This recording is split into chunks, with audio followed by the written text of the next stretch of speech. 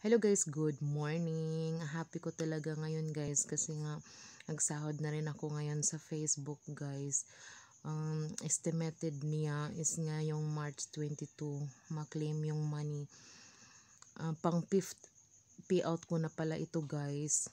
At ito ang kita ko ngayon, 184.74 guys. Kahit maliit lang siya guys, at least malaking tulong na rin ito, 'di ba?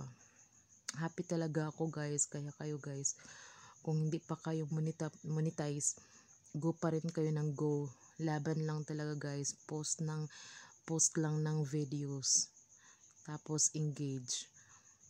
Yan lang talaga ang ano guys, key na ma-monetize kayo guys, yung pag-post lagi. Thanks for watching guys.